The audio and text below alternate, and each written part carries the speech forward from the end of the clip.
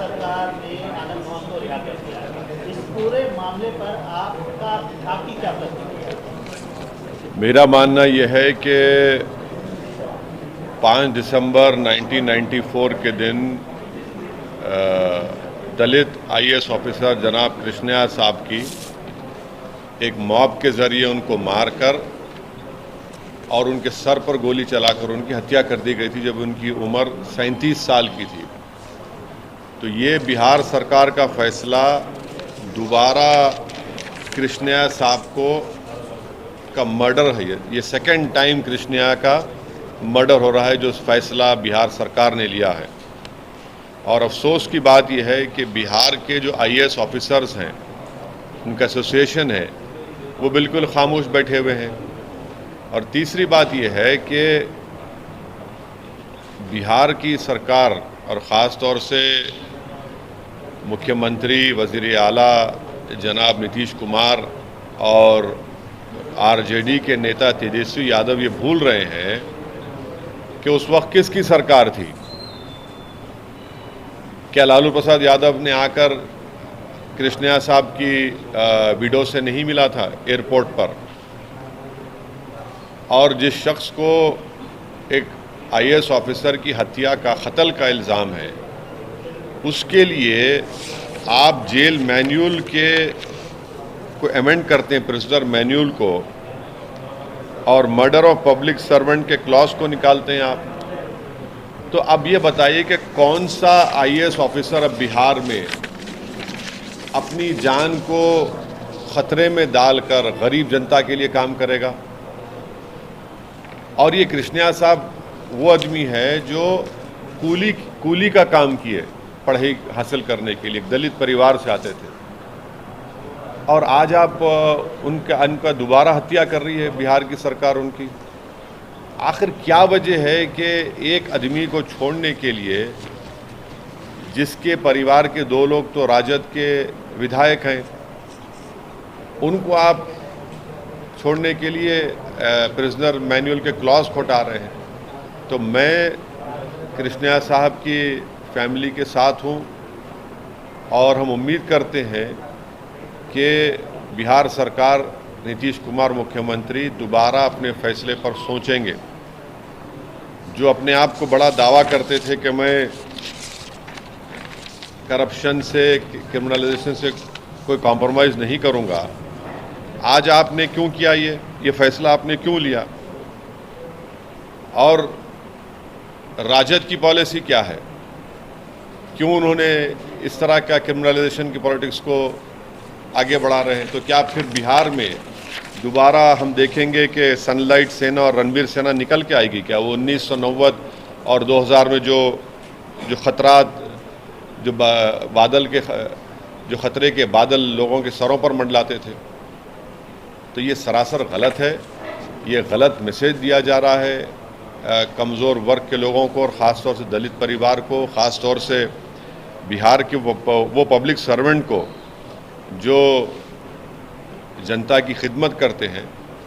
और हम बिहार सरकार से इसका डिमांड करते हैं कि फ़ौरन वो अपने फ़ैसले को वापस ले। ये गलत मैसेज जा रहा है। एक पब्लिक सर्वेंट को ऑन ड्यूटी मार दिया गया, तो फिर क्या मैसेज दे रहे हैं आप? तो इससे एक बात जाहिर हो रही है कि जो सरकारें, जो पार्टी सत्ता में होती हैं, वो अपने सियासी फ़ायदे के लिए इस तरह के काम करके उन लोगों को छोड़ती है, चाहे वो बीजेपी की सरकार हो गुजरात में या फिर नीतीश कुमार की सरकार हो बिहार में। आपने गुजरात का जिक्र किया सर, गुजरात के किस फैसले पे आपको लगता है कि सियासी फायदे के लिए वो किया गया रिलीज? आपने देखा ना कि जब बिल्किस बानो के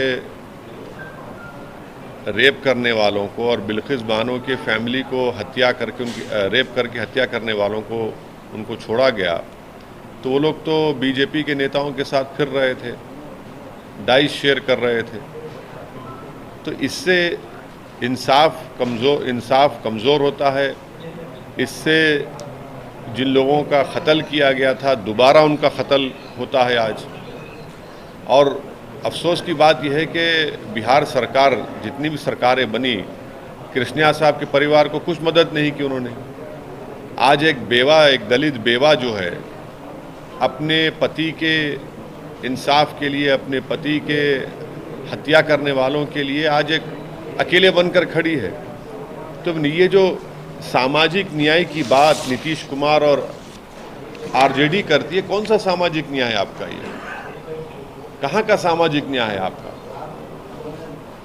आपका कोई सामाजिक न्याय नहीं है। आप कमज़ोरों के साथ नहीं है, आप ताकतवरों के साथ है। आपकी नज़र में कमज़ोर सबसे आगे नहीं है, बल्कि ताकतवर सबसे आगे है आपकी नज़र में। ये बहुत गलत फैसला है और इस फैसले के ख़िलाफ़ हमारी पार्टी है। हम डिमांड करते हैं कि बिहार के मुख्यमंत्री नीतीश कुमार साहब दोबारा इस पर सोचकर ये जो अमेंडमेंट किया गया प्रिजनर मैनुअल क्लॉज में उसको वापस लिया जाए, वरना कोई बिहार में या कहीं भी देश में कोई भी सिविल सर्वेंट इस फैसले के बाद वो दोबारा सोचेगा कि भाई मैं काम करूं ना करूं, और आप सर पे गोली चलाते हैं, गाड़ी रोककर कृष्णा साहब की गाड़ी को रुकाते हैं, निकालकर उनके गार्ड को मारते हैं। तो ये बेचारा कृष्णा अपने गार्ड को बचाने के लिए दौड़ता है तो पूरा उन पर पलट दिया जाता है। आप क्या मैसेज दे रहे हैं पूरा? कि सिर्फ अपने सियासी फायदे के लिए अगर आप इस तरह करेंगे तो आप तो अपनी सत्ता को गरीबों के और कमज़ोरों के इंसाफ के लिए नहीं कर रहे हैं। भाई संविधान में जब जस्टिस की बात की गई है, डिग्निटी की बात की गई, तो भाई इन कमज़ोरों के लिए इंसाफ और डिग्निटी कहाँ है फिर बताइए? कृष्णा साहब की पत्नी का आरोप है कि खास जाति को के वोट बैंक को लुभाने के लिए नीतीश सरकार ने फैसला लिया है। चुनाव होने हैं जल्दी ही, उस चुनाव में सियासी फायदे के लिए खास जाति के वोट बैंक को लुभाने के लिए फैसला लिया गया। देखिए, एक बात समझने की ज़रूरत है पूरे देश को कि जब कृष्णा साहब की हत्या की गई थी सर पर गोली मारकर, उस वक्त उनकी पत्नी की उम्र 30 साल की थी और उस महिला ने, उस खातून ने कितने तकालीफ झेले होंगे इसका अंदाज़ा आप और हम नहीं कर सकते। अपनी दोनों बेटियों को उन्होंने पढ़ाया, उनको क्या क्या तकालीफ ने उठाई होंगी उस महिला ने। यकीनन उसकी तकलीफ़, उसकी पीड़ा है, तकलीफ़ है, उसको समझने की ज़रूरत है। आप कम से कम कुछ बता देते, कुछ करते, कुछ मदद करते, कुछ पूछते, कुछ नहीं, बस सियासी रोटी सेकना है और आप फैसला ले रहे हैं। तो आज वो जो कह रही है पत्नी, वो अपनी बेबसी का उसका इजहार है, वो उसकी कमज़ोरी का इजहार है, और उसका गुनाह ये है कि वो दलित था। ये कोई भी मेजर पॉलिटिकल पार्टीज, अगर हम बिहार की राजनीति की बात करें तो वो खुलकर इसका विरोध नजर करती नहीं। देखिए, तो यही तो समाजवादी पार्टी नजर नहीं आती इसका विरोध करते हुए। नहीं, बीजेपी में भी तो उनके कई नेता है जो इस फैसले के खिलाफ नहीं बोल रहे हैं, जो बीजेपी के एमपी हैं, जो अपर कास्ट के एमपी हैं बीजेपी, वो भी तो मुंह नहीं खोल रहे हैं। यही तो हम कह रहे हैं, मरने वाला दलित हो या मुसलमान हो, रेप होने वाली महिला दलित हो या मुसलमान हो या आदिवासी हो, और इनका जो हत्या करते हैं और रेप करते हैं, तो उनको चाहे बीजेपी की सरकार गुजरात की हो या बिहार की नीतीश कुमार की सरकार हो, और नीतीश कुमार सारे देश में फिर रहे हैं अपोजिशन यूनिटी के नाम पर और अपने आप को प्रधानमंत्री का कैंडिडेट बता रहे हैं। आप ये पैगाम दे रहे हैं पूरे देश को। आप दलित कम्युनिटी को बोलेंगे अब आप जाकर पूरे देश में 2024 में कि देखो हमने एक दलित ऑफिसर की हत्या करने वाले एक आदमी को छोड़ दिया? कौन सी अपोजिशन? हम यही तो कह रहे हैं कि आइडियोलॉजी पे फाइट करिए बीजेपी से। आप नहीं करना चाह रहे। जो काम बिल्किस बानो से किया आपने आज वही कर दिया यहाँ पर कृष्णा के खातिलों को छोड़कर। जिस तरीके से जो है कह रहे हैं कि 15 साल या 14 साल जो उन्होंने सजा काट ली, एक तरीके से कंपेयर किया जा रहा है कि उनके परिवार ने भी यही सब कुछ झेला है जो कृष्णा की परिवार ने झेला है। क्या सुनिए, एक महिला जो अपनी ज़िंदगी के प्राइम में विडो हो जाती है, और विडो नेचुरल कॉजेस से नहीं होती, उसके पति को ये उस वक्त के पॉलिटिकल लीडर अब गाड़ी उसकी रोक कर, उसको उतार कर उसके गार्ड पर हमला करते हैं। ये दलित आईएएस ऑफिसर कृष्णा अपने गार्ड को बचाने के लिए जाता है तो उसके सर पे गोली मार के हत्या कर दी जाती है। इसको समझिए आप लोग। क्या वो महिला के पास वो शौहर मिल गया, उसको बताइए। और याद रखिए, ऑन ड्यूटी गवर्नमेंट सर्वेंट था वो, एक सिविल सर्विस था, एक दलित परिवार से कूली की तरह कृष्णा काम करके ऊपर गया, इन सर्विस ऑन ड्यूटी था, उसका मर्डर हो जाता है।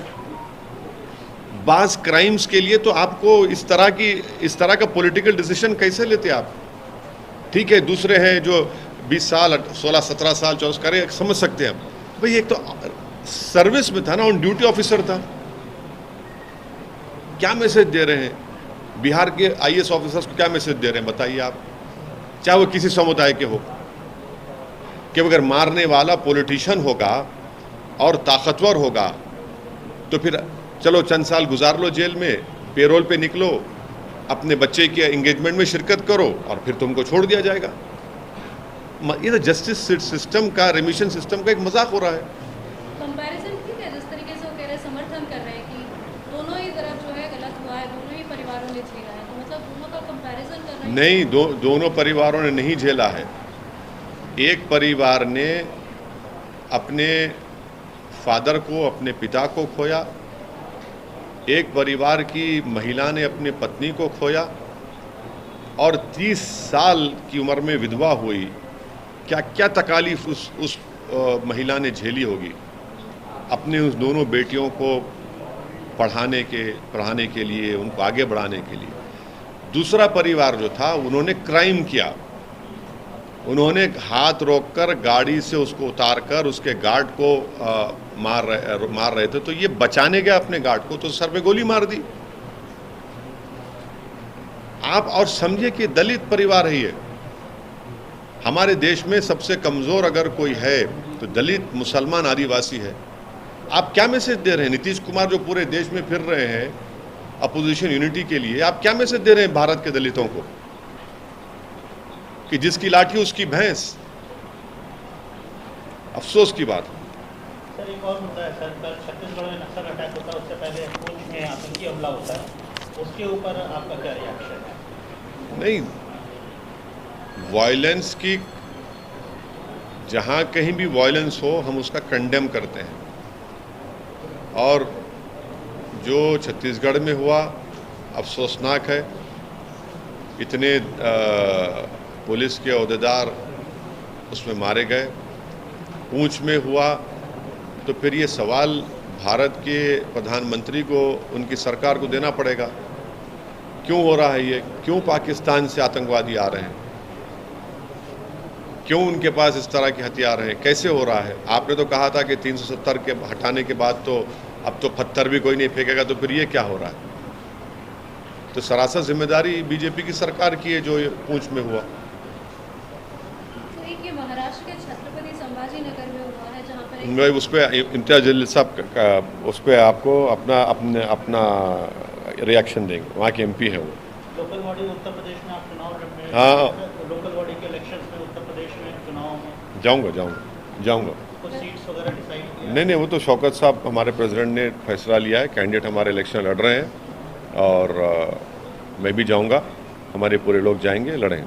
कर्नाटक में आप जा रहे हैं? हाँ, कर्नाटक जा रहा हूँ, बिल्कुल। Thank you.